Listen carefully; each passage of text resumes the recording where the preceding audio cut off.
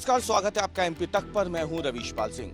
मध्य प्रदेश में भारतीय जनता पार्टी ने हालिया विधानसभा चुनाव में प्रचंड जीत हासिल की है, लेकिन इसके बावजूद मध्य प्रदेश भाजपा लोकसभा चुनाव हो या राज्यसभा चुनाव हो, इन दोनों चुनावों को हल्के में नहीं लेना चाहती है। और अब खबर यह आ रही है कि रविवार देर शाम भारतीय जनता पार्टी में चुनाव समिति की बैठक हुई थी। ये प्रदेश चुनाव समिति वो चुनाव समिति है जो कि उम्मीदवारों के नाम पे चर्चा करती है, यानी जो संभावित उम्मीदवार होते हैं किसी भी चुनाव के लिए, उनके नामों पे चर्चा होती है और प्रदेश चुनाव समिति से ही नाम शॉर्टलिस्ट होकर के केंद्र के पास पहुंचते हैं, आला कमान के पास पहुंचते हैं। लेकिन ये जो चुनाव समिति की बैठक हुई थी, ये दरअसल लोकसभा चुनाव के नहीं, बल्कि आगामी जो राज्यसभा चुनाव होने हैं उस पर थी। इन चुनावों में मध्य प्रदेश से कई नाम हैं जो सामने अभी भी राज्यसभा के सांसद हैं, लेकिन उनका कार्यकाल क्योंकि खत्म हो रहा है, चुनाव होने हैं, तो ऐसे में प्रदेश चुनाव समिति में जो बैठक हुई थी, ये राज्यसभा में मध्य प्रदेश से राज्यसभा में किसे भेजा जाए उन नामों पे चर्चा के लिए हुई थी। और इसमें जो सबसे बड़ा नाम निकल के सामने आया है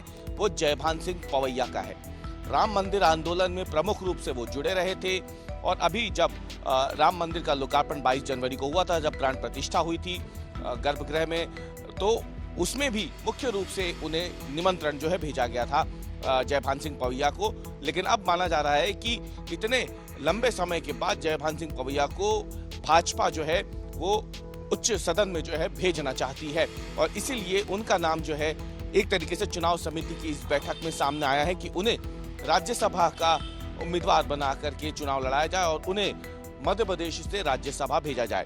इसके अलावा आपको बता दें कि जयभान सिंह पवैया के साथ साथ अनुसूचित जाति मोर्चे के राष्ट्रीय अध्यक्ष लाल सिंह आर्य, विनोद गोटिया, पूर्व मंत्री मध्य प्रदेश सरकार में उमाशंकर गुप्ता, रंजना बघेल और राज्य महिला आयोग की पूर्व अध्यक्ष लता वानखेड़े के नाम जो हैं ये भी इस चर्चा में सामने आए थे। और इन सभी नामों पे चर्चा हुई है कि इन्हें राज्यसभा भेजा जाएगा। कुल मिला के देखा जाए तो 27 फरवरी को मध्य प्रदेश में जो 5 सीटें खाली हो रही हैं राज्यसभा की, उसके लिए चुनाव होने हैं। इसलिए प्रदेश चुनाव समिति की बैठक जो है ये भाजपा कार्यालय में रखी गई थी रविवार देर शाम। वैसे भी भाजपा में बीते 2 दिनों से अगर देखा जाए तो बैठकों का दौर चल रहा है। लोकसभा की जो क्लस्टर प्रभारी है उनकी बैठक भी बुलाई गई थी और अब चुनाव समिति की बैठक भी रविवार शाम बुलाई गई। रविवार दोपहर को भी मध्य प्रदेश भाजपा कार्यालय में बैठकों का दौर चल रहा था। अब बताया जा रहा है कि 5 में से जो 4 सीटें भाजपा के खाते की है, उनमें से कितने लोग जो हैं वो मध्य प्रदेश से, इनमें से ये जो नामों की चर्चा हुई है इनमें से भेजा जाएगा।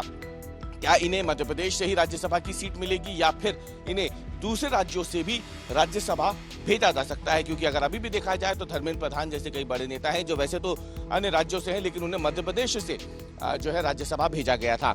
इनके कुल मिला के देखा जाए तो अभी जिन सदस्यों का कार्यकाल खत्म हो रहा है एमपी से राज्यसभा के लिए, उनमें केंद्रीय मंत्री धर्मेंद्र प्रधान हैं, जबकि वो ओडिशा से आते हैं, और केंद्रीय राज्य मंत्री एल मुरुगन उनका नाम शामिल है, क्योंकि ये जो है ये मध्य प्रदेश से बाहर के हैं, लेकिन ये फिलहाल मध्य प्रदेश से ही राज्यसभा के सांसद भी हैं। दिग्विजय सिंह भी राज्यसभा सांसद हैं। हाल ही में दिग्विजय सिंह से सवाल भी पूछा गया था, तो क्योंकि उनका कार्यकाल अभी बचा हुआ है, उन्होंने हालिया लोकसभा चुनाव लड़ने से लगभग इनकार कर दिया है। हालांकि ये कांग्रेस आलाकमान को तय करना है कि दिग्विजय सिंह को इस बार लोकसभा चुनाव लड़ाना चाहती है या नहीं।